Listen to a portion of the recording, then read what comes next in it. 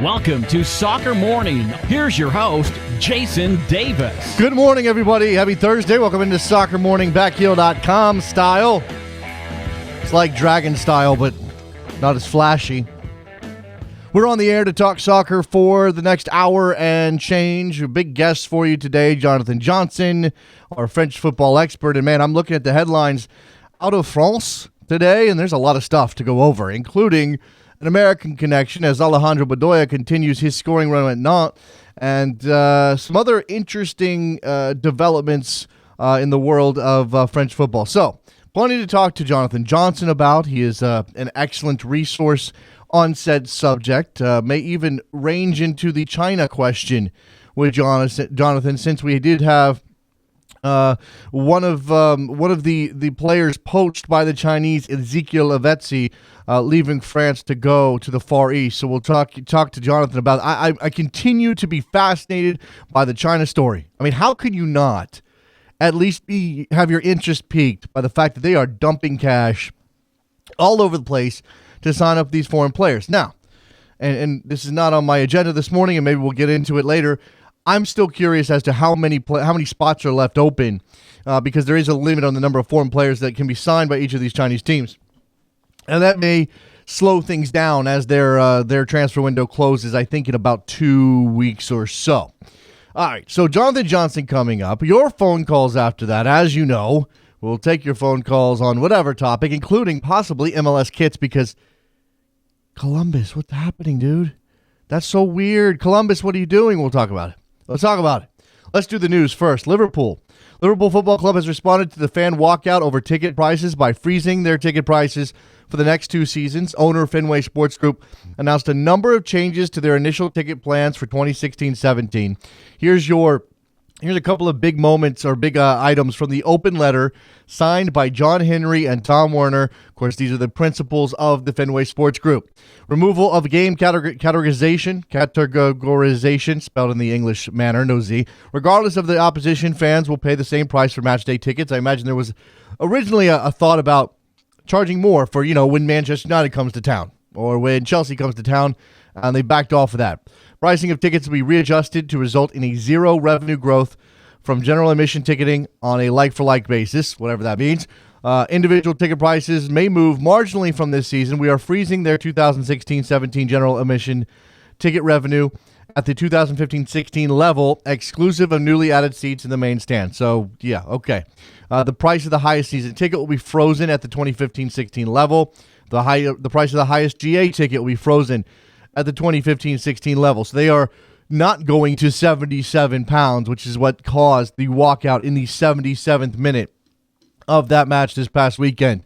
£9 general admission seats will be offered for each and every Premier League match, an allocation of more than 10,000 tickets across the season. So they responded pretty aggressively to the walkout. Now, this is big news for Liverpool fans there on Merseyside. It's certainly it's notable in the Liverpool community, but what's going to be interesting is whether or not this prompts action on the part of other ownership groups across the Premier League, because guess what? The ticket price bubble is going to start bursting here very soon, especially as the Premier League has to deal with the PR hit that is, you're making billions of dollars on television. Why are you charging us more for tickets? The U.S. Women's National Team started their CONCACAF Olympic qualifying campaign last night with a 5-0 shellacking of Costa Rica. Alex Morgan scored inside of 12 seconds to start the United States off on a strong foot. Believed to be the fastest goal in U.S. Women's National Team history. Also the fastest goal in Olympic qualifying history. Carly Lloyd, Crystal Dunn, Alex Morgan again, and Kristen Press all added goals. I highly, highly, highly recommend you go and find the video of Kristen Press and that absolutely insane first touch that set up her goal. Bayer Leverkusen will be without Javier Chicharito Hernandez on the weekend after the Mexican striker tore a muscle in his buttocks, his ass, his rear end, his derriere, his backside in a 3-1 loss to Werder Bremen in the German Cup on Tuesday. A scan is planned for today to determine the length of his recovery since joining Leverkusen in August. Hernandez has scored 22 goals in 26 appearances across all competitions. He has been on fire for Leverkusen, a major part of that team, and trouble for them if they lose him for any length of time. And again, to tear a muscle in your butt. Ouch, that's got to hurt. An exclusively Liga MX-based Mexico side beat Senegal 2-0 in Miami last night. El Tri got late second-half goals from Jesus Duenas and Rodolfo Pizarro in Mexico's first match of 2016. Goals covered up for a disjointed performance as Senegal made Mexico uncomfortable for large portions of the match. Again, it's a friendly, it's questionable value. It drew just over 15,000 people to Marlins Stadium Park venue, baseball stadium taking place, where the crowd, as noted by our friend Charlie Boehm, seemed more interested in yelling that homophobic slur on goal kicks than actually being excited for the match. Paris Saint-Germain head coach manager Laurent Blanc has signed a 2-year extension with the club. Blanc took the team to back-to-back Ligue 1 titles and is set to win a third in a row as they have an insanely massive lead over second-place Monaco in Ligue 1 this season. PSG will face Chelsea in the round of 16 in the Champions League starting next week. Obviously, Chelsea going through a difficult season, but they could be dangerous in this Champions League if they are focused on the task at hand. Blanc replaced Carlo Ancelotti in the summer of 2013 and is now tied to the club until 2018. He called this, obviously, a statement of faith on the part of the ownership group, which is QSI, Qatari Sports Investments, a group that may be linked to the Miami team in MLS. Maybe that's what we talked about yesterday. We'll bring that back around. We'll talk to Jonathan Johnson about Liga, maybe about Laurent Blanc and his new contract, about PSG, about their chances in the Champions League, about Alejandro Bedoya, about Bob Bradley, certainly about China and Ezekiel of Lavezzi, and so much more. Soccer Morning on Backhill.com. Don't go anywhere. We'll be right back.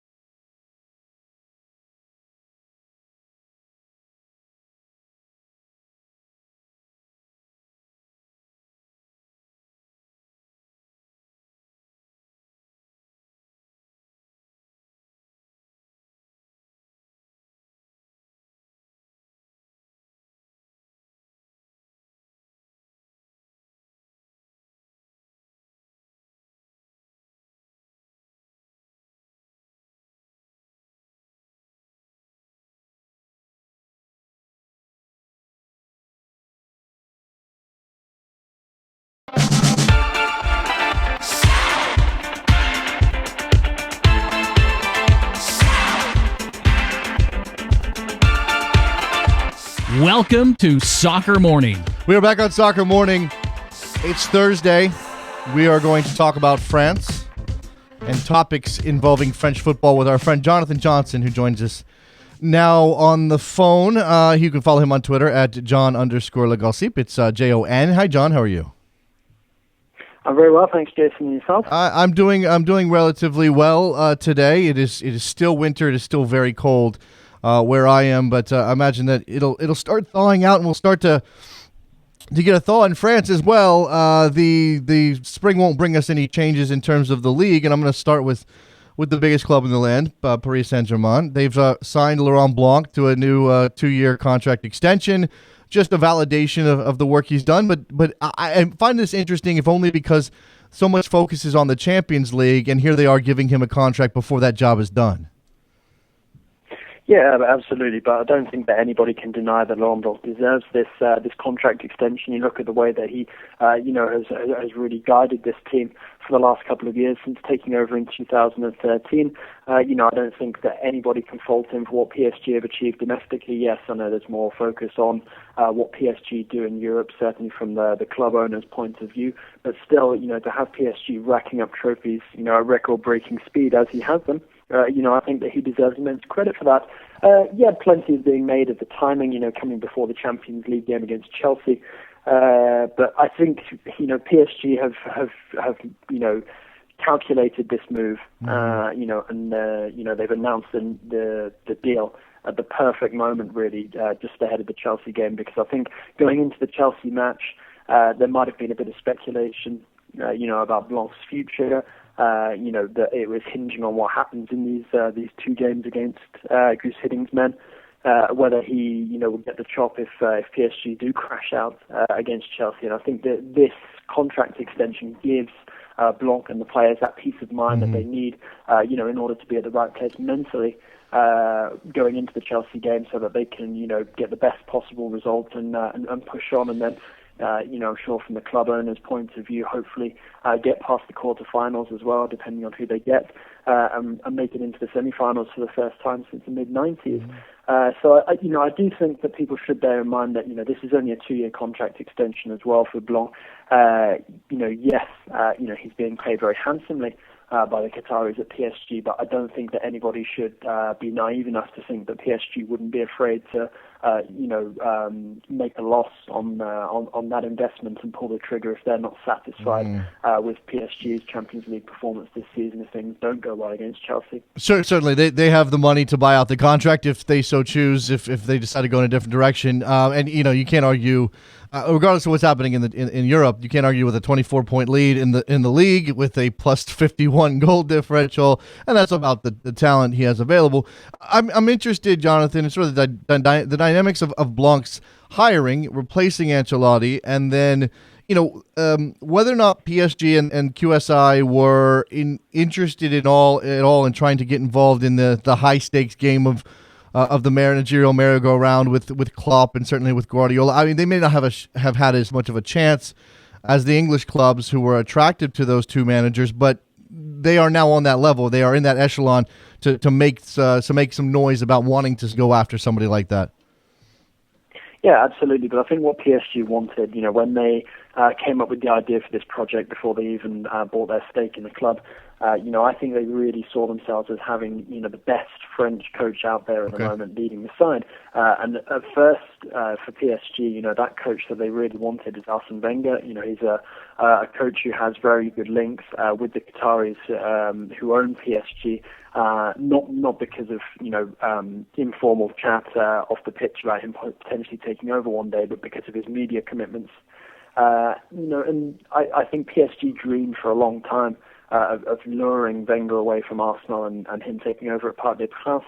But they brought in Laurent Blanc after Carlo Ancelotti. Much was made of that. People didn't think that he was really his character was strong enough to be able to impose himself on this, stellar squad that PSG have assembled. But he's proved all his doubters wrong. And if he can lead PSG to the semi-finals this season. I think he will be, as good as untouchable in the French capital, really, because, there are no better French coaches out there at the moment. And, I would even debate whether, Arsene Wenger could really be classed as, a better coach for PSG now. And the project that the PSG are bringing to fruition at the moment. I think Laurent Blanc is the right man in the right place at the right time right now. So Laurent Blanc with a 2-year extension at PSG again, well deserved. Now, again, so much of this project after 2 Ligue 1 titles and one that's coming this season, of course, is about making hay in Europe. And now we have David Trezeguet out there.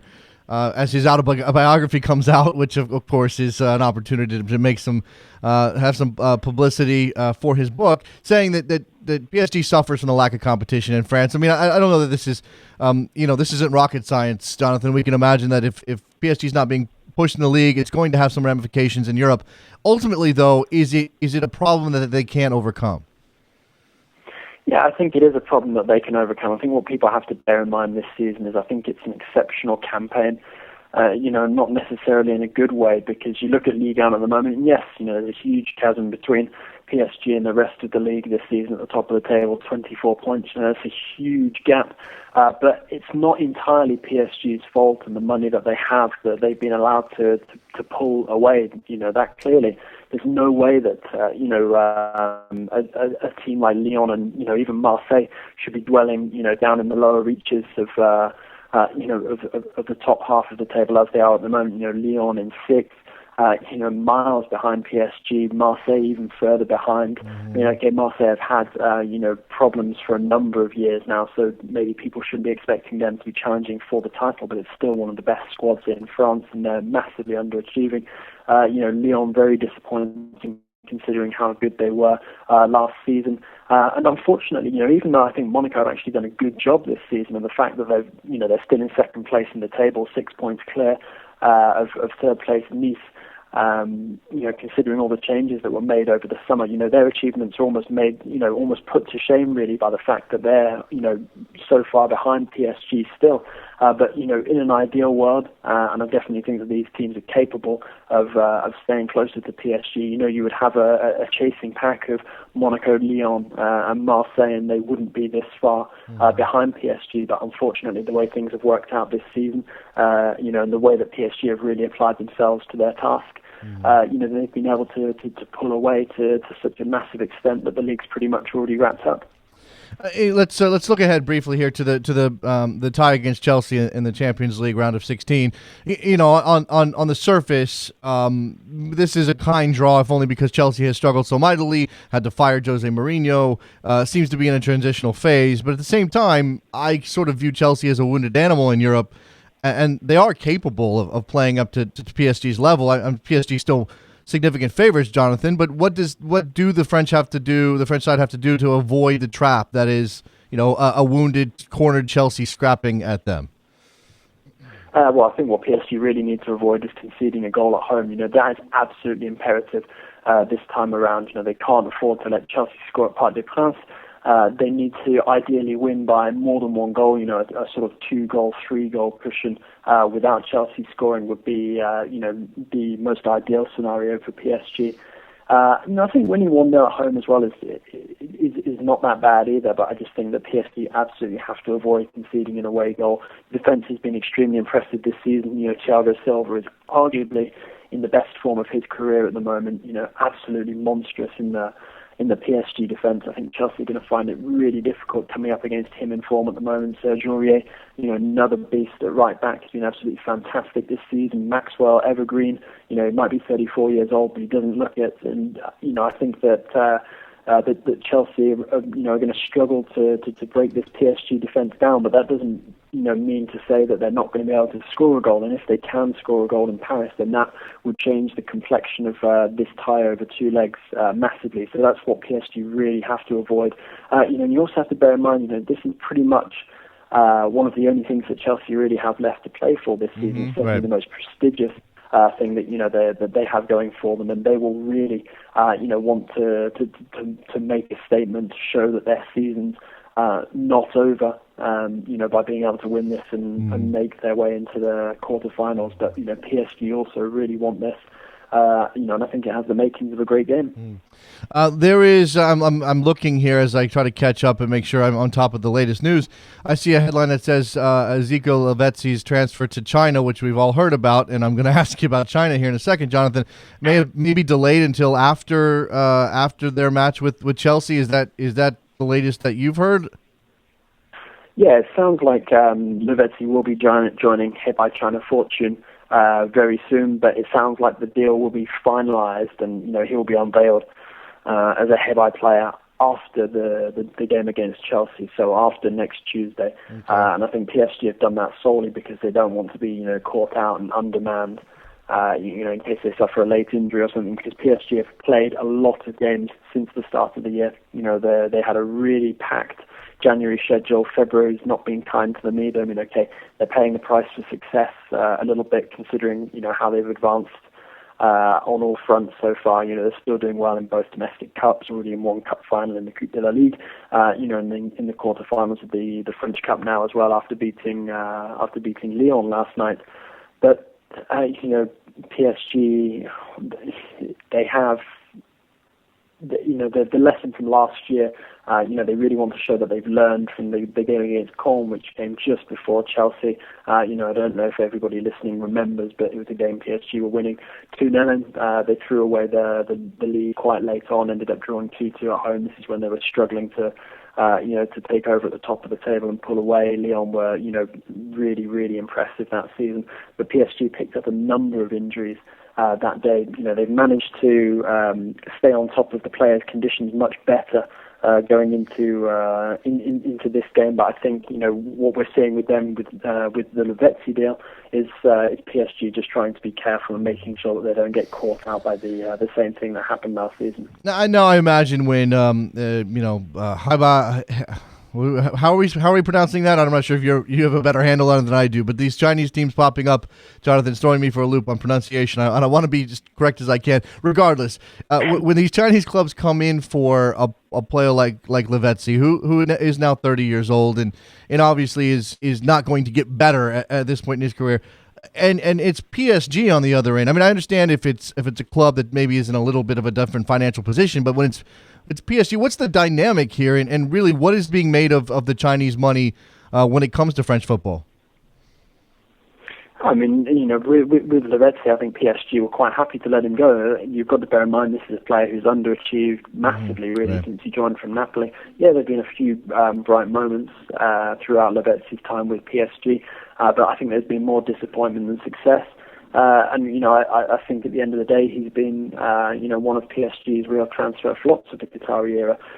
He just, at the end of the day, wasn't good enough to justify the money that he was being paid, and PSG had a good offer put in front of them. They can get quite a tidy transfer fee, which allows them to recoup at least some of the money that they spent on him. Yeah, money's not hugely important for the Qataris, especially now financial fair play has been eased a little bit, but still, it's good for them to be able to, actually make some money when they sell a player once in a while, rather than just wait for their contract to run down. But with Lavezzi, more pointedly, he was like, despite the arrivals of the likes of Angel Di Maria, Edinson Cavani, those sorts of players since Lavezzi arrived in Paris. Lavezzi is still one of PSG's best paid players and will be until he joins Hebei China Fortune. So I think PSG have been looking to offload him for a while, but one of the problems that has stopped them from selling him in the past to other European teams is the fact that his wages at PSG were just so exorbitant. So I think that they welcomed the opportunity to do this. And it wouldn't surprise me to see Chinese sides picking up other players, who are in a similar position to Lavezzi. I'm not going to say, bad players, because Lavezzi's not a bad player, but you wouldn't put him in that top bracket, that top echelon of European-based talent either. And I think, to be perfectly honest, PSG are getting money for all group here. Yeah, I can't find right here what the fee is, and obviously, China is paying a premium to bring some of this talent over. I mean, while Lavezzi is one type of player that you identified underachieving at PSG, certainly of a certain level, but maybe not the upper echelon anymore. They've gone in and they've gotten another club, I believe, got Alex Teixeira out from underneath Liverpool. So there's clearly some sort of impetus to spend money on even a better caliber of player, and yet the money that we're seeing, again, I wonder how that is impacting the market in Europe in general, but certainly how French clubs will view this as is it cha-ching, let's cash in, let's sell players to China. They have limits over there, of course. Or is it more of this is going to change prices on everybody, and some teams will suffer because of that? I don't think it's going to change prices on everybody, because at the end of the day, I don't think China, the Chinese teams are spending, well, certainly from a French point of view, I don't think, the Chinese teams are spending money on the sort of players that Ligue 1 clubs will be targeting. Okay. Okay, perhaps, they might be able to challenge somebody like PSG financially for the signature of one player. I don't know, for example, if PSG had been interested in Alex Teixeira, which, had been mooted in the past. Okay, it is feasible that PSG might have lost out if they got into a bidding war, with the Chinese side that signed the Brazilian. But overall, I don't think that the French teams are going to have to worry that much, about going into competition against some of these Chinese clubs. And I do think that they will hope, that when their players are impressive, and are performing well in Ligue 1, that, some Chinese side might sit up, take notice, and be prepared to spend a lot of money to acquire this player, because I think most Ligue 1 clubs accept that at some point along the way they are going to have to sell their best talents, and I think that if they can sell them to these Chinese clubs willing to pay such huge fees, then I think that it will benefit them, because they'll be able to bring more quality in and perhaps be more competitive domestically. All right, let's move on to one of the odder rumors out there that apparently been shot down by the player himself, and I'm a little disappointed, although I guess it's probably best for the relationship between Marseille and Lucas Silva. But Lucas Silva, there was a report that he had been left on the side of the road after maybe a disagreement over whether or not he was going to go on loan from the club. What's the situation there, Jonathan, and what's the latest in terms of whether this played out the way it was initially reported? Yeah, well, I mean, there was a report that surfaced in France saying that he'd been told to leave the bus before they went to play Marseille a couple of weeks ago. And that was the day after the European transfer window had closed. But the Brazilian transfer window, I think, was still open, and Marseille were trying to pressure him, allegedly trying to pressure him to join a Brazilian side so that they didn't have to be lumbered with him anymore. The player has come out, issued a statement saying that it's not true, confirmed that there is interest from Brazilian sides, but said that he plans to stay with Marseille until the end of the season, as that's part of Real Madrid's plan and his as well. It's possible that Marseille are very disappointed with Lucas Silva. He hasn't lived up to expectations so far. He's been very, very disappointing, truth be told. And I think that Real Madrid will be concerned at the moment, looking at the lack of progress that he's made since he signed. That they might have bought a dud here. But at the end of the day, the player, was not happy to make a move elsewhere. So, I think that Marseille, just have to bite the bullet on this, and hope that he comes good in the remaining months left this season. But we've only seen very small glimpses of Lucas Silva's, true talent. I think I remember one very good ball over the top to help set up a goal against Lille a couple of months ago. But other than that, I'm really struggling to think of real highlights from Lucas Silva's time in Ligue 1 with Marseille at the moment. So the player definitely has, a lot of room for improvement. Sometimes hasn't even made the squad recently. But it doesn't look like Marseille have any choice really, but to persevere with the player. Let's turn to it'll be a little selfish here and turn to a club with an American connection. Nantes is in 7th place. They obviously have Alejandro Bedoya in the Coupe de Ligue, Coupe de France, I believe. They got a win this weekend or this week with Bedoya scoring. I've got a person on Twitter who wants to know why this club is difficult to deal with when it comes to the Philadelphia Union, a club that Bedoya himself has been linked to, and the Union had Aristigueta on loan, and now he's gone back to Nantes. What's the situation with that club right now? And they're again, I don't know that it's an issue of difficulty, but certainly Philadelphia Union fans are a little disappointed to see Aristigueta go back home. Yeah, the Nantes are a club who have been plagued by, administrative problems now for quite a while. I don't know if you remember, but there was an issue when they just got promoted back to Ligue 1. I think it was their first game back, which they won against Bastia. They somehow managed to field an ineligible player, which ended in a points deduction, in a very messy situation. And it was at that moment that Filip Djordjevic just said, this is a joke. A top-flight football club can't be, behaving like this. And I think that really gave us an insight into, the real sort of politics at Nantes. And it's not a club that's very well organised. The leadership is pretty unclear. So it doesn't surprise me to hear people, complaining, saying that, Nantes seem like they're very difficult to deal with. And the Philadelphia Union being, disappointed that Aristigueta has gone back to Nantes and not really receiving much of an explanation for that. But, I don't think that this is something new. This is something that's been going on for quite a while.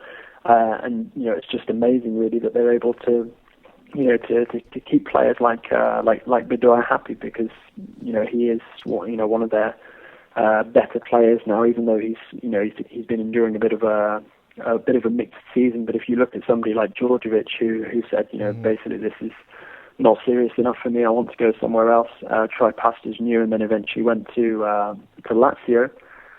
You wonder just how long it's going to be before Bedoya finally throws in the towel and says, right, I want to go back home, or I want to move elsewhere in Europe.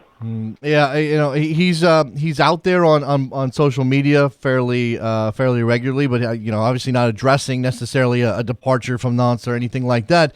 I imagine that those administrative issues have to be wearing on him. And he seems as though he's frustrated with MLS as well. So it's not easy being a player, especially when you're at a club that can't seem to get itself together. At the same time, though, I imagine that this is so far overachieving for the club at this point, Jonathan. I definitely think they're doing very well at the moment, perhaps better than many people expected. Didn't have the best start to the season, so they've really recovered since then. Michel Dezacarian, the coach, has done well to turn the ship around. Because there was one point where they lost to PSG. I think they dropped down to about 14th in the table, something like that, and the fans were protesting against the president. Tried attacking his car. And actually mistook the PSG president, Nasser Al-Khalifi's car, for Valdemar Quita's. That's the name of the non-president. So they've come a long way since then. But again, for Nantes, the problem has always been, that there's perhaps not enough depth in the squad, and also that they don't have a really truly prolific goal scorer in the team. I think their top scoring attacker is Yassine Bamou, who's got 4 goals.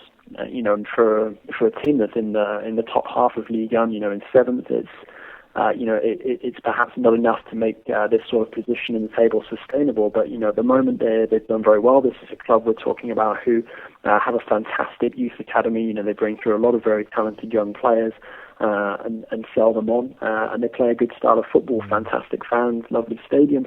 So there is potential there to have a really vibrant club. But unfortunately, some of those problems with the makeup of the club internally that we touched on earlier, holds them back a little bit. But if they can keep up their current form, it'd be fantastic to see them push on, perhaps get close to the European qualification positions and see them go all the way to a French Cup final as well. Because Nantes, for those people who aren't really truly familiar with Ligue 1, is historically one of France's bigger sides.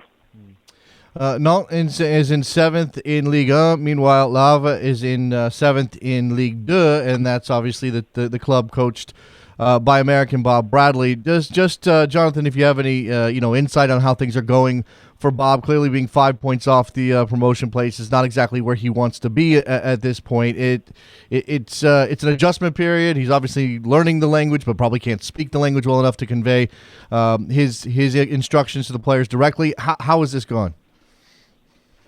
Yeah, I mean, he's had a couple of setbacks in recent weeks. I think the Lav have, come up against a couple of tough teams that are up there in, similar positions to themselves. You've got the likes of Dijon, who they lost to last week. They lost 2-0 at home, and they lost 2-1 away at Red Star as well. And I think it was it's a real hiccup for them losing to Clermont a couple of weeks ago as well. They lost 2-1 away, managed to recover by beating Lens. But they've, they're struggling for form a bit at the moment. Lost 3 of their last 4. And like you said, Bob Bradley's still getting to grips with his squad. I think that he's able to convey his ideas quite clearly. And I think that the players, appreciate his very meticulous tactical approach. There was.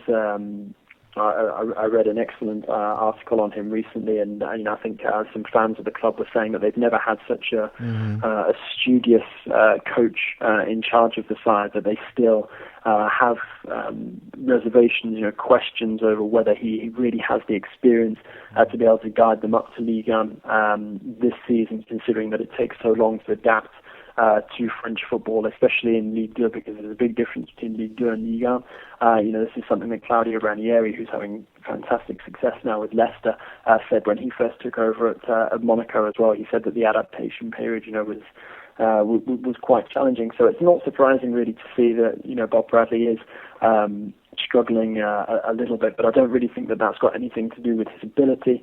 I don't think that suggests that, this is not really a move that works out. I think that it's just simply that he's getting to grips, with the nuances of French second-tier football, and I think that it's probably something that he's going to have to, really get a hold of for the remainder of the campaign. Perhaps go again next year looking to get promotion, or perhaps even win the league. I'm not saying that promotion this season is an impossibility, not at all. Because as we've seen in Ligue 2, since he's taken over, and as we see in Ligue 1 regularly as well, a couple of results, positive or negative, can change a lot of things for you. You can push yourself right up there into contention for promotion, but you can also drop down and find yourself in the bottom half of the table quite easily. So I think that the next month or so is going to be very important for Lav. This weekend actually is a big game for them against Metz. And I think, if they're able to win that, then there definitely is a chance of them getting into the top 3. Metz are third at the moment, right. And they're 5 points ahead of Le Havre. So, I think Bob Bradley really needs to lead his side to a victory here, if they're to really make a fist out of their challenge to finish in the top 3. Yeah, a bit of a gap between second and third with Metz, as you said, in third place. So that's the club that Bob and Le Havre would have to chase down, most likely to get promoted this year. Very, very briefly, should they stay in Ligue 2, as is a very good possibility, would there be resources for Bob to make some signings in the summer to reinforce the squad for next year? Yeah, absolutely. I think that would have been one of the conditions that was agreed when he first took over, because even when he arrived, they were on a fantastic run of form under the caretaker coach. I don't think that promotion looked like it was nailed on. So I think that when Bob was discussing with the club hierarchy, potential eventualities in the season, I think they probably will have covered, what would happen if Le Havre don't get promoted this season, and I'm sure that he would have asked to be backed in the summer so that he can make the signings that he feels the squad needs in order to get promotion the following season, if it was necessary. So I'm sure that he will get the backing, that he requires if Le Havre are unable to make it up to Ligue 1 at the first time of asking. But there's still a long way to go in the season, and like I said, a couple of results, positive or negative, can change a lot of things in Ligue 2 and Ligue 1. So, we'll see again in a couple of weeks and see where Bob is at then. There you go. Jonathan Johnson joining us from France, talking all things French football. Fantastic as always. Again, writes in many places, and you can follow him for his writings at JON_Le Gossip, GOSSIP. Jonathan, thank you so much for the time. It's brilliant. Thanks a lot. That's been an absolute pleasure. Thanks for having me on, Jason, and I'll speak to you soon. Absolutely. There goes Jonathan Johnson. Good stuff. I love talking to him about the French game. We will step aside. We'll come back, open the phone lines, and talk to you maybe about MLS kits, maybe about futsal again, whatever's on your mind. Soccer Morning, backheel.com.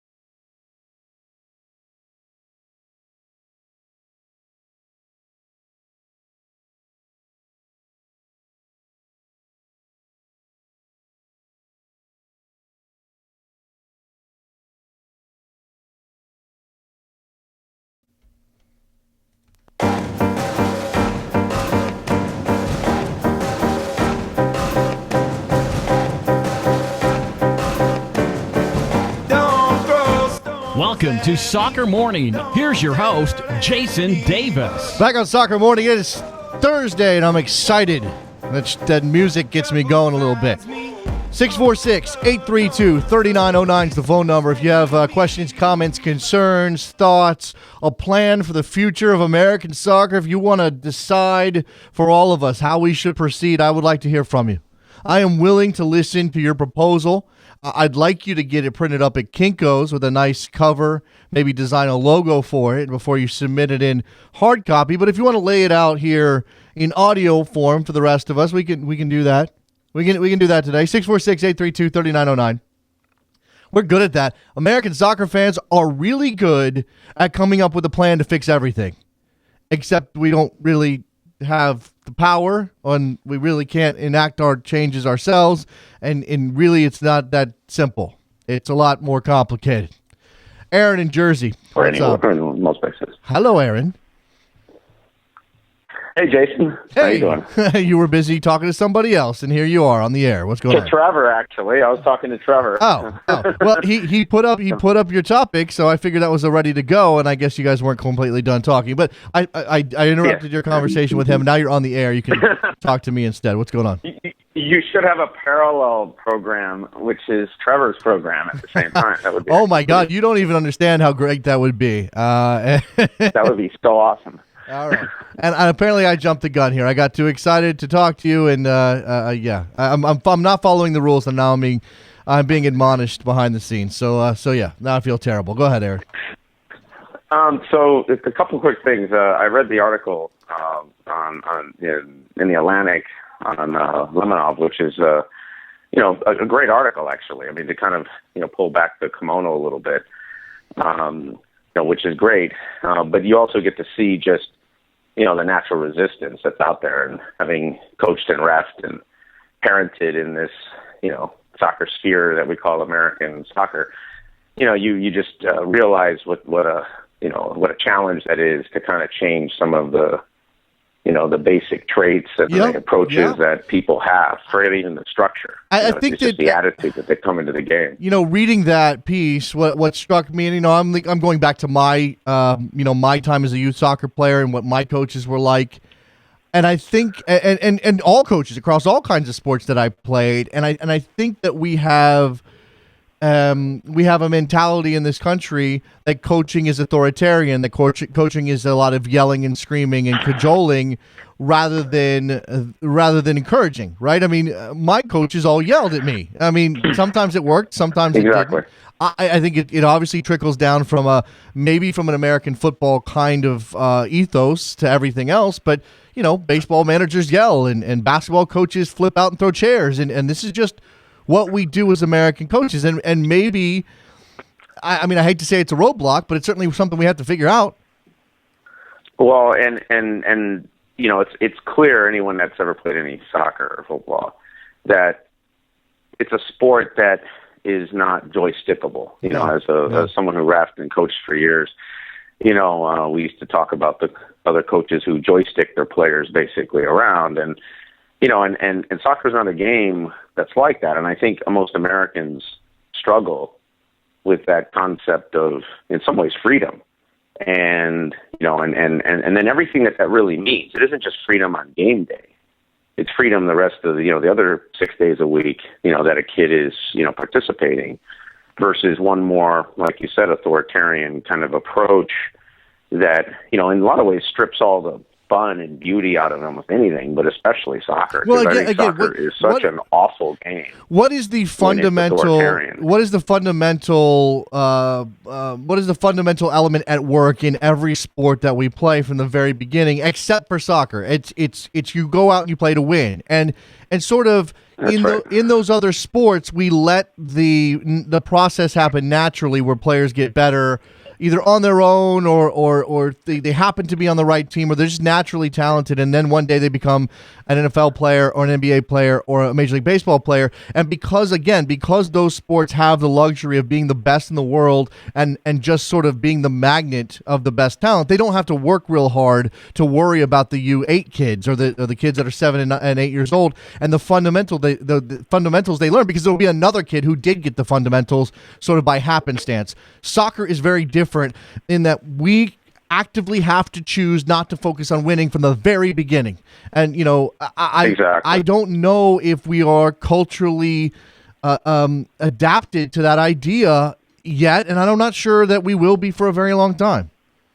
And it's very interesting is that, because one of the other topics I want to bring up was the Chinese Super League, because I kind of just randomly kind of read up on them last year, just because that's what I do. And so it's really a weird thing, because the Chinese are very much like us, no matter what we like to say. I mean, they like to win, they want to roll hard, they want to be number one, all the usual, good jingoistic, pound, the flag into the ground stuff, which can be really effective in a lot of linear things that you can take your power and throw it at it. But once again, soccer is not, soccer's judo, right? I mean, with a ball, you really can't just apply power and victory comes out the other end. Yep. And, but one thing that's interesting about the Chinese is because they're obviously, like the Death Star when it comes to how they organize everything. Their version of ESPN is, state owned basically, and they can, broadcast games to a zillion people and, basically forcibly, shift money around, right. Their league. So they kind of have this funky, fairly well funded, but with a purpose, right? It isn't like you can just, it's a slush fund. So I from everything I can see, there's been kind of a directive to get better. Oh yeah. And and they have a rule around it's called 4+1. They can bring 4 international players and one from the AFC in. Right. And that allows for 64 international players in the first division, plus 16 of the best AFC players, which a lot of them are in Australia and other places. So Japan, K-League, etc. So I could see in the next 5-8 years their football getting actually a lot better. I'm not saying it becomes good football, sure, because I think that's totally different. But I could see them becoming a lot better and a bigger magnet, which will be interesting for MLS, because in a weird way, MLS has always been kind of that other league that you can go to, get paid, hang out somewhere cool. And, I think China gives a version of that now that is a little more competitive and a hell of a lot more money, obviously. Yeah. But I just want to be sure that as soccer fans in this country, and look, there are people who are going to take, they're going to take the cudgel to MLS no matter what the situation is, no matter what kind of ammunition they have against the league. But we have to be careful not to compare the methods being used in China. Not careful, it's obvious. Don't use don't compare methods. Don't compare the plans. Absolutely. That are. You've got the Chinese president actively pushing. I mean, and again, everything flows top down in China in a way that is impossible to replicate here in a much more free market environment. Yes, they have companies who are worth billions of dollars, but those companies benefit from government support and backing and regulation that basically creates. I mean, it's very much like the oligarchs. There's all of these companies. When privatization happened, they all happen to be standing in the right place. Now they're using their money. Now, while the Russians decided to go spread themselves across the world and buy soccer clubs all over the place and basketball teams, the Chinese are, while also spreading themselves across the world. In fact, the Chinese are mentioned in that story about David Beckham looking for partners. They're also putting their money where their mouth is at home. And again, it's not, you can't say, well, if we did this X, Y, or Z in the United States, we'd get that same kind of money. No. I don't necessarily compare that, but what I do believe is that MLS has had especially for the last decade, really since Beckham came, this kind of window that when everyone wants to leave kind of the main competitive forces of the big European leagues, instead of going to Russia or some Polish league or Greece like they used to, MLS is kind of the cool option. Right. Well, and what I would say is China now is on the menu. Sure. Absolutely. That basically you can get paid. You can, go to a pretty cool modern city. You can, and obviously see yourself, up in lights and get fans that are, fairly MLS-like attendance figures, in the distribution. They have their version of Portland and Seattle that load up pretty heavy, and then they have their version of, Chicago. But Aaron, in terms of the quote-unquote competition for players, and as you said, the window that MLS has enjoyed since the Beckham rule was inaugurated, and yeah, there occasionally, Xavi Hernandez will go to Qatar or UAE or whatever, and you'll be like, oh, that's a missed opportunity. And the Chinese have definitely stepped up, and I would have argued that maybe a couple years ago when they signed Drogba, when they had Anelka, when they had a couple of other European names, that there was sort of this direct comparison between the MLS has-beens that they were signing and the Chinese has-beens. But China's money now, and I don't know how long this lasts, and this may be a supernova of spending, but this has put them on a different level. Nobody in MLS is spending transfer money on Ezekiel Lavezzi or Alex Teixeira. So if they stay in that stratosphere, there's no longer any competition with MLS. Now China has moved beyond MLS, but at the same time, and that's actually a fair point. So then it really becomes, how competitive do the internals of the Chinese league become? Right. In essence, how good does their football become? Right. And whether or not this is space. Again, whether or not this is a supernova of spending that fades away and eventually they're going to recede back to where they were, or if this establishes China as a major player in the transfer market year in and year out.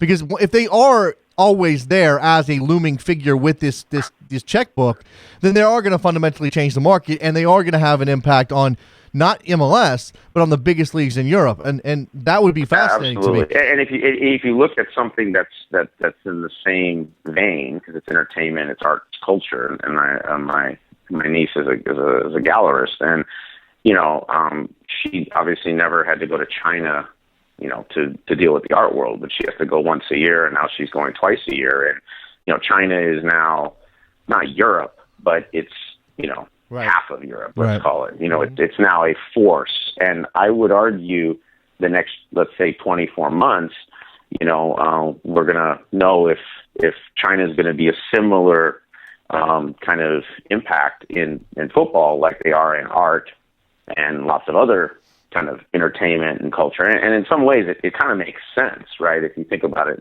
in that context of entertainment and culture, which football is. I mean, it's great, but that's kind of what it is, and I kind of see it's the logical next thing, for them to really take as seriously as they take everything else. I mean, if they're collecting Van Goghs, why can't they collect Ronaldos? Yeah, there you go. There you go. I mean, it's. And what they've proven, Aaron, I'm going to end our conversation on this point. What China is proving right now is that with enough money, you can close the prestige gap. The problem, as you said, 4+1. So it's not as though they're filling up teams with 10 guys that are worth 50 million euros. But 4+1, with that one being the Asian Confederation player, they are proving that you can close the prestige gap. You can convince a player like Alex Teixeira to pass up Liverpool for China if the money's big enough. MLS has always had a problem with the prestige gap and will continue to have a problem with the prestige gap, and I don't think they're anywhere close to closing it based on money. And one quick point, before you close, is I think the real test now for MLS is they have to get serious about these academies. Yep. Because I do think part of the prestige gap, not part of it, I would say the dominant component of it isn't just pro-rel, but it's the lack of kind of professionalism that it looks like when you show up somewhere and you don't even see a kid's academy and a bunch of, you just don't see what is normal everywhere else in the world. It's like you're going to the set of a movie being shot called, an MLS team. Sure. And I think that's probably true in China, by the way. That just looks weird to you. Your whole life from the time you're 3 years old was an academy culture. And I think if the Chinese get serious about these academies, which, if you look at every other sport, like 700 sports they've gotten serious about, I can't see they're not going to get serious about this either. That changes everything. Because if they have that 4+1 or 6+2, whatever they'll change the rule to one day when they feel like it, and then they put academies. I mean, then the Chinese are real at some point. Sure. It might take 5 or 10 years. But we're seeing, and again, maybe their timeline is faster. Thanks for the call, Aaron. I'm gonna move on. Maybe their timeline is shorter because of the money that they're spending, but I still think that China's going to have to go through the same sort of steps that MLS did. So. And the Super League's not new, but certainly the money that they're spending is new.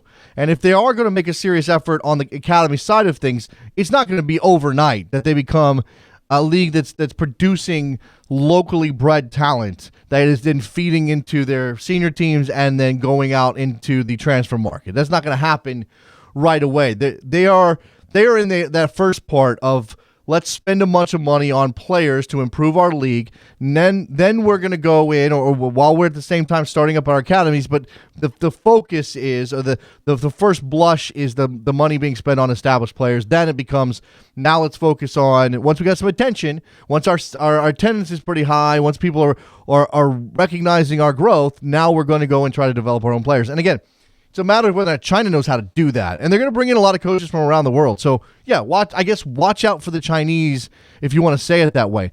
I don't think that MLS should be worried about China as a competitor of any type. But again, MLS is not in a situation, in a position to go spending 50 million euros on Alex Teixeira or 30 million on Ezekiel Lavezzi or on any of these players.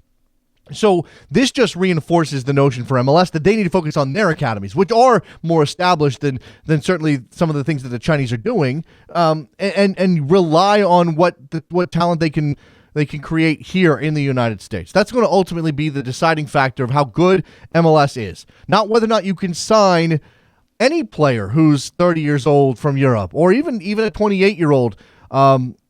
Necessarily, it's going to be the base level of the talent that you produce within the country.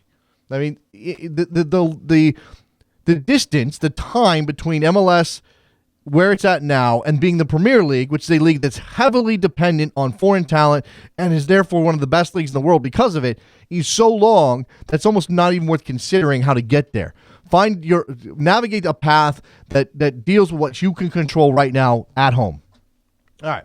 So we talked a lot about futsal on Sirius XM the other day, and I mentioned it briefly. Somebody called up and asked, I think, not sure who it was. Somebody called up and asked, Nelly from Texas, I think. We've got some more details on this, and I just want to flesh out this stuff. So the league is being backed by Mark Cuban, several other NBA owners. There's groups from the FC Barcelona, Atletico Madrid, Corinthians, Boca Juniors, several other clubs are involved. Let's see. On Tuesday, the Dallas Morning News reported that cities would have professional futsal league teams, included Dallas, New York, which will have 2 teams, Los Angeles, Chicago, Seattle, Boston, and Miami. On Wednesday, a source told the news that San Francisco, Portland, Anaheim, Phoenix, and Orlando will also have teams. Nelson, this is Donnie Nelson, he's involved in the Mavericks, would not confirm those cities or divulge any others, but did say every PFL market has an NFL and or NBA team. So there you go. Let's see. On Wednesday, the news learned that Portuguese power Benfica has been part of the discussions to be affiliated with the league. Soccer clubs from around the world will be affiliated with each of the 16 PFL franchises, either through partnership or as outright owner. Soccer clubs from around the world. Does this preclude any American soccer clubs from getting involved in this?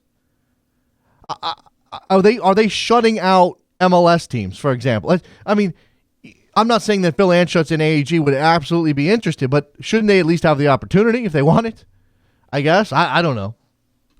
Let's see.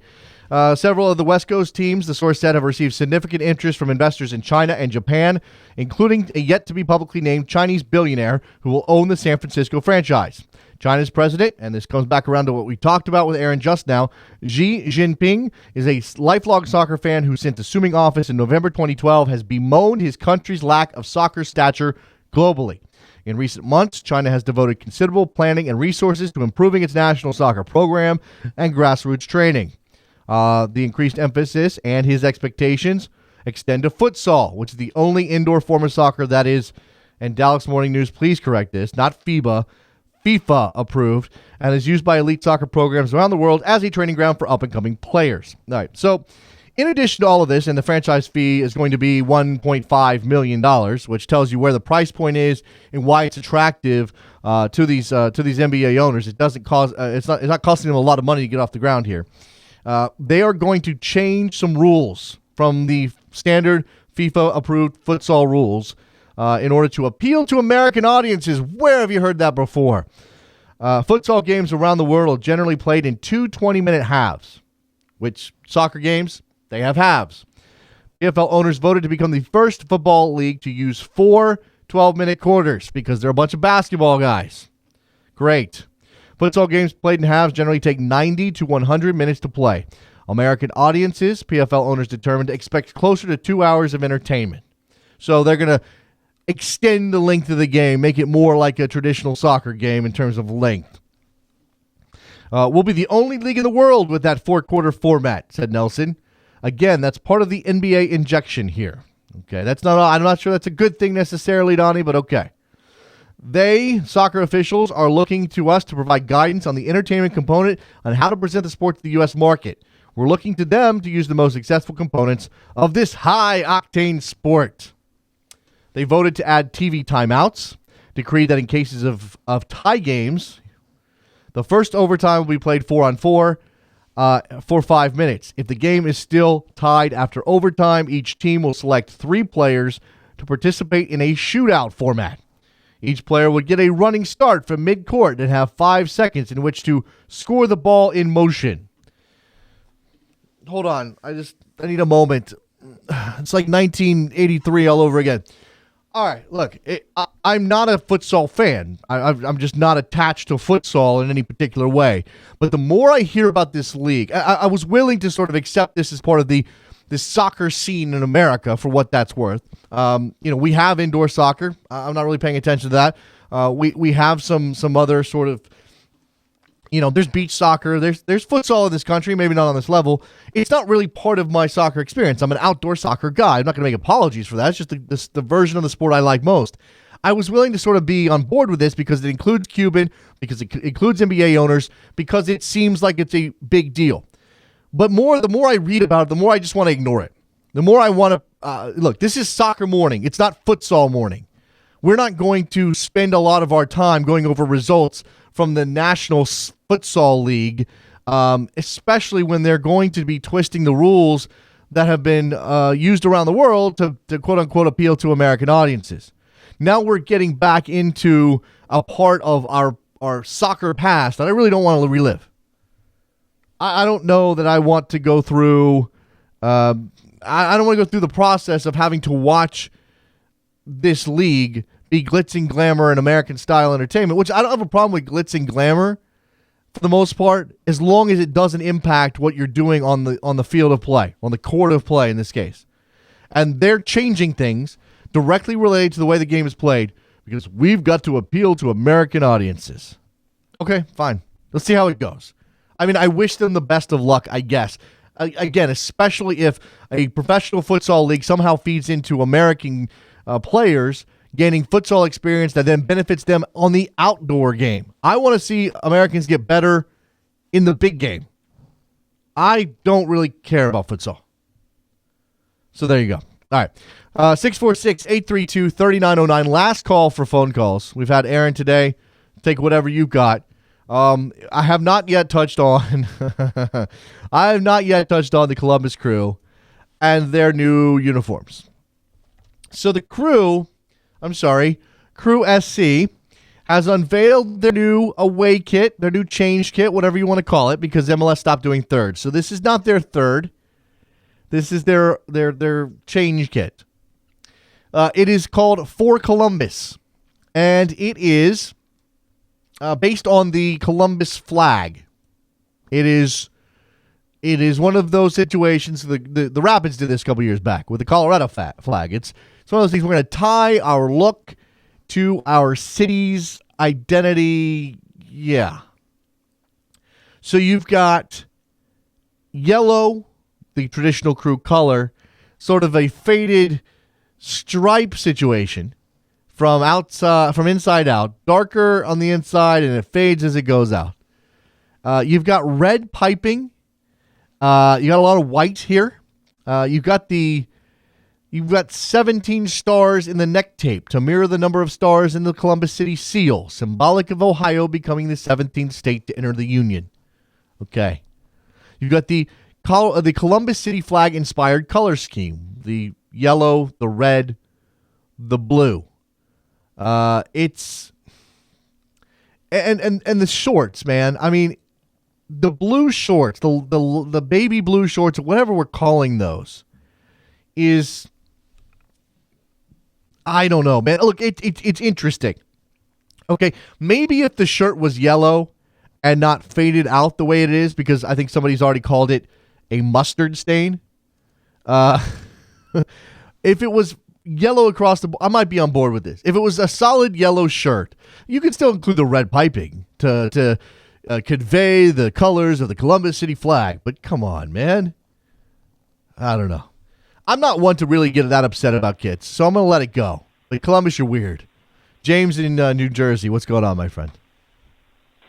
Hi, good morning, Dave. Thanks for having me on. I just wanted to ask you some thoughts on what you think of the new front office of the Philadelphia Union. Okay. And I mean, what about the idea of a DP striker? You think they really need it with all the new people coming into camp? I think they do need a DP striker. I mean, right now, from what I hear, it's all going to be on the shoulders of CJ Sapong and Herbers, who's a kid out of college. I know he's German. I know he's got a bit of a pedigree from growing up in Germany as a player, but we're not talking about a guy who is ready off the bat for the professional game. I think now look, whether or not it needs to be a DP, I guess, is debatable. But if you're the Union and you've dealt with issues of coming off as cheap for many years now, if you're trying to get out from underneath the cloud that was the Nick Sakiewicz era, if you're trying to convince your fans that you are ready to make a real run at this, that you want to be an Eastern Conference power, I think spending a little bit of money on a striker would be a good idea. And I don't mean like Zlatan Ibrahimovic or somebody like that. I mean, you can go into the middle market and find somebody who could score some goals for you. Yeah, I see what you're saying. I mean, I was just thinking maybe take some time and see how this develops. And maybe the July window would be a good time to reach out and get something. If they haven't found somebody, like, I hope that they don't force the issue. I mean, like, let's find the right guy. Okay. I mean, you definitely want somebody who's committed. And again, losing Aristeguieta is a big problem for them because he knew the system, or he knew the team, maybe not the system, depending on how things change for them. But I just think that I'm looking at their group right now. Anderson, Conceição. I'm not sure where he's from and when he was obtained. He's a new guy, I guess. He's Brazilian. He's 6'2". He's 26 years old. Okay, we'll see. Loaned from Tombense FC in Brazil's Serie C. I'm not going to put a lot on his shoulders if he's from Serie C. Fabian Herbers, the kid I mentioned, 22 years old, out of the draft. Latu, who's a lovely guy and runs around a lot and will get you 8 to 10 goals, but he can't be your league goal scorer. Chris Pontius, who's not really a forward, but maybe pushed up in a 4-3-3. A good player, had some rough years in DC. Not going to count on him that much. I mean, he needs to be good for them to be good, but I'm not sure you can guarantee a whole lot from him. Walter Restrepo, who moves up from NASL. I think he's an interesting player that maybe should bring something to the table. I don't know where his best position is. I didn't watch too much of the Cosmos last year, unfortunately. And then CJ Sapong, who I like, but is always going to be just a step above the average MLS striker at this point. How about this Alberg player? Are you familiar with him? What are your thoughts on? I'm not familiar with him. Okay, I thought he was a midfielder, right? To me, obviously being Dutch, he strikes me as the first legitimate Ernie Stewart signing that you guys have had. Now, I don't think that Ernie's going to go crazy and sign up a bunch of Dutch players or anything like that. But I think that he'll pick his spots. He's got a network here of players across the connections across the world. I think that's a good sign that Ernie's getting involved at this point. I mean, he needs to be, obviously, but I think that there is a clear idea, or there will be a clear idea of who the Union are going to be under Ernie Stewart, and hopefully Jim Curtin works well with him, and you guys are heading in the direction. I would be very positive about the year, even if you might have some problems scoring goals from your forwards right now. Yeah, that's exactly how I'm feeling right now. Just really positive and upbeat about the team. I think, I think Curtin mentioned clarity yesterday during a press conference via the telephone conference, and I love it. That's how I'm seeing it. I'm seeing like there's an actual clarity around the club, a plan. We're getting people and with the right reasons behind it, like the goalkeeper acquisition. They're bringing him in because they see the need for a steady backup to take over for Andre Blake while he was on international duty. Right. And so that's a good picking. I mentioned goalkeeper because everyone's making fun of the Union about all the goalkeeper acquisitions. Excuse me. But now this one's different because you can see it was brought in for the right reason. There you go. That's a positive sign, and I'm really excited about that. Yeah, it doesn't seem as though they're throwing slapdash. Why are they signing that guy? What's the point of him? Where does he come from? That seemed to be the theme under Sikevich, right? And certainly with some of the allegations that were dogging Peter Novak during his era, not just how he treated players, but certainly some of the wink, wink, nod, nod signings that were happening with the Union, and maybe some. I mean, I'm not going to throw any allegations out there, but this stuff, Union fans know about this stuff, and certainly soccer can lend itself to a little bit of kickback money coming just for signing a guy, and it doesn't always lend to the best team situation. So hopefully that stuff is in the past, and the Union move forward again with a clear direction from Ernie Stewart, James. Absolutely. It's all that other stuff that you were mentioning. It hopefully is behind and I really believe it is, in the rearview mirror. And I'm just hoping my fellow Union fans see the promise and the hope that is finally surrounding the Union. It's really I'm back to 2010, 2011 hope and positive vibes around the club, which is really exciting for this upcoming season. I can't wait. Okay, there you go, James. Appreciate the phone call, man. Thanks a lot. Thank you. All right, there goes James in Jersey. Let's wrap up this edition of Soccer Morning here on backheel.com. Good Thursday show. Thank you very much to Jonathan Johnson for his contributions to the program today. Please go follow him on Twitter at JON_LE Gossip. GOSSIP. Very easy. Fantastic writer on French football. Lots of interesting stories coming out of France these days. You might as well get involved. You don't have to watch every game, but hell, if you find out about a player being left on the side of the road, you want to know about it, you go to Jonathan Johnson's Twitter feed. There it is. All right. We are done. Let me wrap this up. Let me just go ahead and hit the old music there. Thank you very much to producer Trevor, to our callers, James and Aaron, both from Jersey. Jersey represent.